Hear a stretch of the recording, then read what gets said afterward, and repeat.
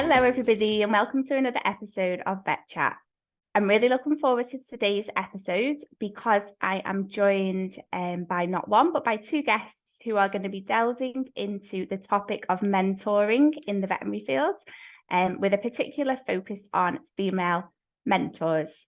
So before we get started, I'll hand over to our guests to tell us a little bit about themselves. Over to you, Ebony. Oh, Kathryn, thank you so much for having us. It's really kind and wonderful to be here. Oh God, how long have you got? I always find this bit the hard part. But yeah, I'm a kind of squiggly career advocate, I think is the best way to describe what I do. So an equine vet by trade, but also delved into so many other sectors of veterinary, from education to research, entrepreneurial stuff and more. And currently sit as the founder of Vets Stay Go Diversify, which is a global careers community, helping us all to find our fit and our kind of vet happy using, our veterinary passport. And I'm really, really delighted to be joined by my co-director, Melanie, from across the pond in Canada as well. And I'm Melanie Barham. I'm also a veterinarian and also a squiggly careers advocate, I guess, although that term is newer to me. So but I love that term, and I think it's so great and I think it's just fantastic to have kind of a career words to put around what it is like to change careers and change paths and see opportunities, as opposed to see things very finitely. So I live just outside of Toronto in Canada, and I've joined VSGD last September formally, but we've worked together on many projects before. So because I had separately a community and business in Canada, but we merged together. We came together because we don't like to use the word merge, but we came together to work together more closely, and now we're kind of all one company, and we really want to support people's careers in all the different directions you can go in. My background is also from equine originally, equine performance horse practice, but have taken a number of different turns, including working in surveillance, in laboratory, consulting, working in not-for-profit and charity, and now working with VSGD. So yeah, so lots of different roles. Yeah. Brilliant. Oh, that's wonderful. Thank you both. That's great. So mentoring, where should we start? Should we start by, did you want to just explain a little bit about what mentoring is and what would make a good mentor? Going to take that one, Melanie? Sure. So it's hard to be the first person on the hot seat, I think. So I think for me, like mentoring has really become this, for me, sort of this buzzword that I think it's important to really consider what's part of it and what isn't part of it, I guess. So, everybody says, oh, my practice is great mentorship, but what does that actually look like? And I think there can be varying different definitions for different people and for different stages of your career. When we think about mentoring as a strict definition, I think really we're looking at we're really looking at somebody who's able to advise and ask you great questions and be there to support you. But other roles that we often confuse with those are advocacy and sponsorship and coaching, which are slightly different roles, where you might be asking as a sponsor for somebody to step forward and put you forward for projects or put you forward for growth, or advocacy, where somebody is going to advocate for you in a workplace and say, Melanie would be great for this position, or Melanie, Melanie's done a great job on this project, and sing your praises, versus maybe a coach who is going to take a different role where they're really not going to be advising you on things and offering their own advice. They're going to be asking you questions. And they don't necessarily have to have had the same experiences as you. So, Ebony, I think I'll pass it over to you because I know you have a great depth of experience in this area too, but that's sort of what I think of. No, there's not much more to add to that. I think it's just lovely. I think mentorship is very much about let's do this together. Let's help each other together to do this. And we often think about it in a traditional sense, that there's someone more senior or more elevated that supports someone that's less. And actually it works both ways. I think that's really, really important to remember, that it's not necessarily hierarchical. It's about where two people can actually come together to support a common goal, or a common purpose as well, for a period of time that can last just for a coffee or could last 20 years, So it's a beautiful, fluid way of support, but like Melanie says, different, but there's overlap often between those other types of support which we've mentioned. Mm-hmm. Thank you. No, that's great. It's interesting. And why do you think it's so important to have female mentors in the workplace in particular? Ebs, I'll let you take that one first. Well, I think you cannot really be what you cannot see. So I think it's incredibly important to have individuals, if you're aspiring to be or go in a certain direction, to have people like yourself. And part of being like yourself is to see, to see your gender amongst loads and loads and loads and loads of other important diversity metrics, right? And I know, Mel, you made this really good point when we were chatting earlier, 50% of the world is women, right? But how much are represented in those leadership and those places of influence and power? But I'll let Mel continue on that note. Yeah, I guess for me, I think for me, if you don't, if whether you're male or female and you're looking for a mentor, I think so if you only have an option to have a specific demographic as your mentor, then you're probably missing out on some really great viewpoints, because we all experience the world so differently, depending on where we've come from, our socioeconomic background, or where we might fit in our, how we might view the world is very, very different. So I think, if you're, and I think it's a shame too when people say, oh, I've got to have a female mentor because I'm a female, or I can only have a female mentor because or I can't have a female mentor because I'm a male, or something like that. I think that's a real it's a real, I don't know, I guess just a misstep or a missed opportunity to really experience all the different opportunities through leadership and all the different viewpoints that could be offered to you. And I really feel like, mostly in my career, I've had a variety of mentors that have been from different parts of life. And so it's probably, as Ebony says, it could just be a coffee, or it could be a really long-standing relationship. But I will often go to people who have had a specific, specific experience in an area for specific advice, because they might have had that experience where somebody else may not have had that experience. Like, for example, if somebody came to me and asked me about what it's like to be a person of color, gosh, I wouldn't know, because that's not my lived experience. So it's important to have different opportunities. I think that lived experience is really key there, isn't it? Yeah. And there's so many things that the female goes through that a male doesn't, in loads of different physiological, biological life stages as well. And that all influences our career and how we act and behave in the world. So yeah, there's a real importance there. But like Mel says, it's not just selecting gender as the one thing. It's having that incredible diversity from cognitive, ethnic, ill health, class. All those things are just so important. Yeah. And it's amazing how we can learn from each other that are different as well. So there's also that difference, and that it's great to have people on that same journey or same lived experience, but it's also superb to have mentors and support spaces where actually we can learn from each other's differences. Brilliant, thank you. Absolutely. So what would you say makes a great mentor? Come to you first, Mel.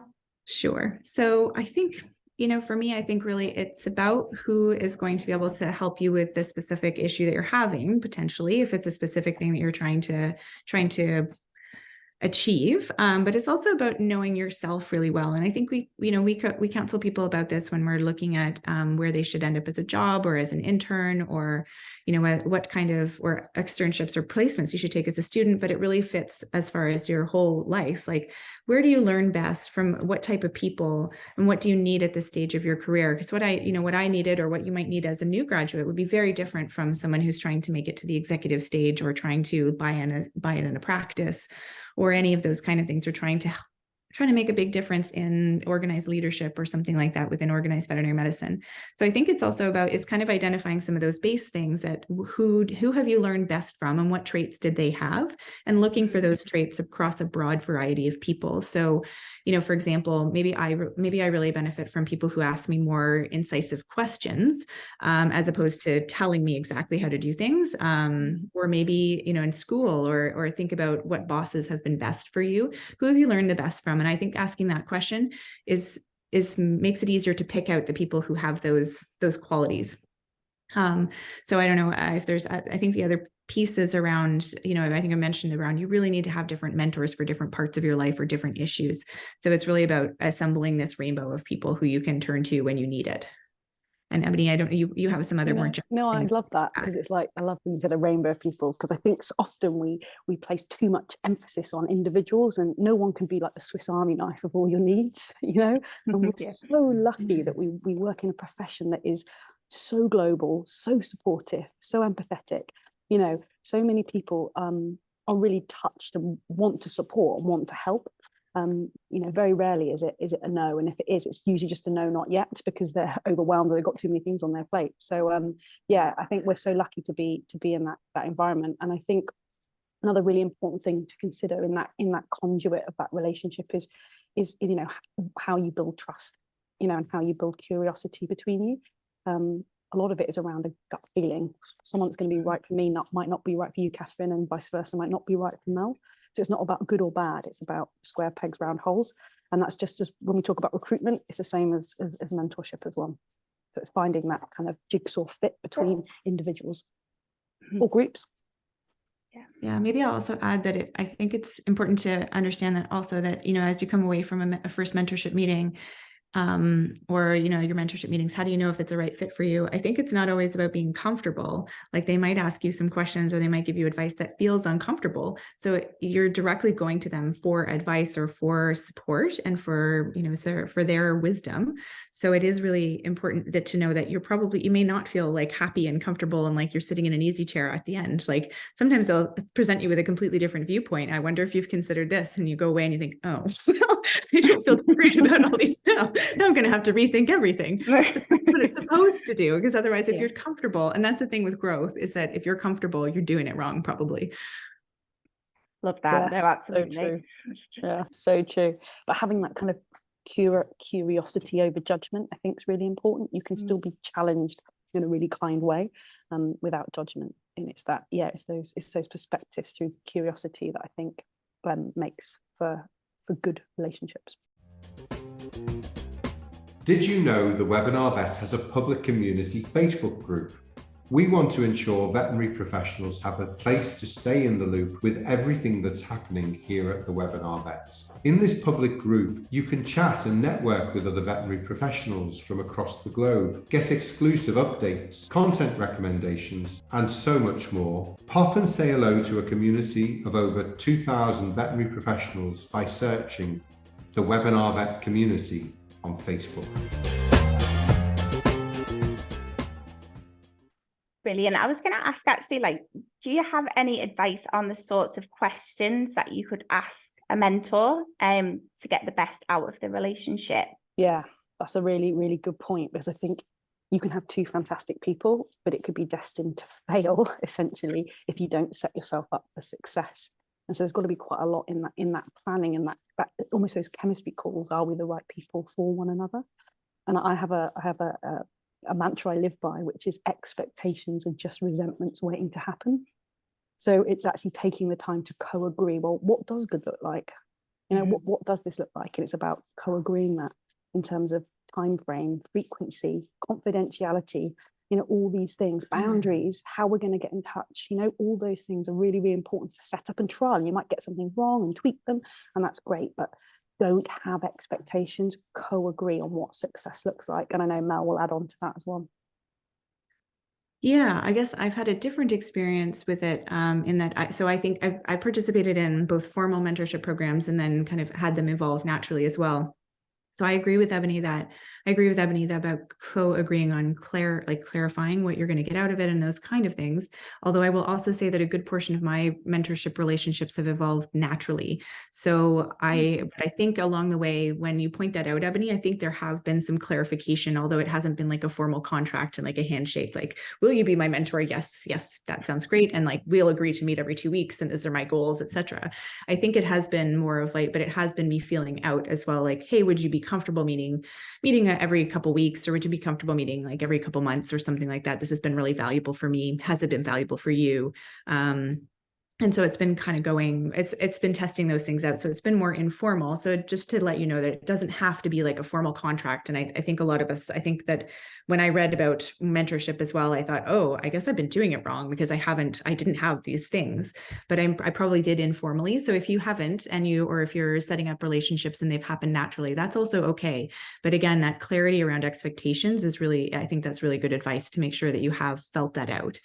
Some other things that you might want to think about with questions, when I've met with very busy or very senior people, it is helpful to send a summary of your topic in advance, or things that you or a particular problem you want to talk about, just so that they can be prepared. So for example, if I was having a problem with a coworker, for example, I wondered if I could ask, I'm having a situation with a coworker, wondered if I could ask your advice in coaching, or, and sort of, I guess the other part to ask yourself is, what kind of advice or what kind of situation do I want to set up? Because sometimes you are not ready to hear a lot of like, big feedback, or we might need a more gentle approach to explore the issue together. So you might want to preface it with what you're actually looking for and what role you're hoping for them to play. And then having things like, having some questions like, have you ever experienced anything like this? What would you advise in this scenario? Or what questions should I ask of the other person? Or what questions would help me think about this differently? Those might be questions to think about as you go into meetings and just to have in your back pocket. Brilliant. No, that's great. That's great advice. Thank you. So if people who are listening are considering looking for a mentor, do you have any suggestions or recommendations where they should head towards to find out more? Oh, well, the world's your oyster, really. And obviously we're going to plug our community, because without realizing over the last 6 years, that's what the community has done. Vets Stay Go Diversify has become an online space, people giving permission to provide support. So Vets Stay Go Diversify on Facebook and across websites, which we'll give more details later, is a really great place to kind of come and ask questions and find out what other people have been doing. We do career profiles and interviews, and you can go and have a look and be like, oh, I'd love help from so-and-so, I'd love help from so-and-so. And most people, like I say, kind of giving full permission to support, because they've, it's paying it forward. But I also just think about all the communities you've ever been part of in your career. Everyone's come from a vet school. There's an amazing alumni attached to every vet school, and vet schools are really, really happy to help. And so are ex-students and people as part of that, and your professors and people who've helped you with research. But think about other online groups as well. There's an online group for everything, which is fantastic. So you can usually go and find the exact niche that you want in terms of the types of support you need. We're really lucky across the globe. Veterinary is full of incredible associations. Even, yourself, people at the Webinar Vet. I mean, how many incredible individuals come and contribute to the Webinar Vet and all of those conferences? So think about the CPDs you've been on. Again, if people are up for being speakers and guests and networkers, they're usually really up for helping as well. And if they can't, they can often put you in contact with someone who can. And I must say, I've really utilised my previous employers. I've never really left jobs because I didn't like them. I've either outgrown them or wanted to try something new. But those employers have been incredibly helpful in helping me in loads of different sectors of my career, non-clinical and clinical. So actually, I still use my boss who I worked in TV production with before I became a vet. They still support me now in lots of the presenting and hosting that I do. So I just think, keep your network warm, because your old network can still help you with your future kind of career. And I don't know, Mel, if you want to add in some others as well.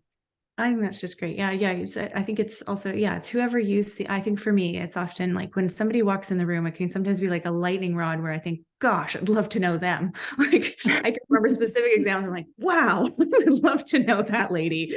And and I think often, as Ebony says, a lot of people are willing to have a coffee with you, and they may serve a role as just a single meeting. They might be too busy, you might not click, or they might be a connector or a conduit to somebody else. I will also say that in the research that I did around veterinary careers, that most people, when they said they ran into career difficulties, whether they stayed in practice or whether they left, most people turned to a support network of friends and family, and then also professors at school. So those were the most likely places for people started looking. Those aren't the only places, but I think those are just because they're in your family, or just because, if they're a business leader in another sector, but they're part of your family or part of your social group. I think those are great people to talk to. And entrepreneur centers in your area might be really great as well. Startup centers, if you're in a business, those are great places, because, whether we like to think as veterinarians that we're quite different, but in actual fact, veterinary medicine is no different than a lot of other businesses. So they're fantastic resources. They're often paid for by government grants and paid for, so you can actually often access things for free. So those are areas that you might want to look as well. Brilliant. Oh, that's great. Thank you both. We are just running out of time. Was there any sort of final closing comments that you'd like to make to end our conversation today?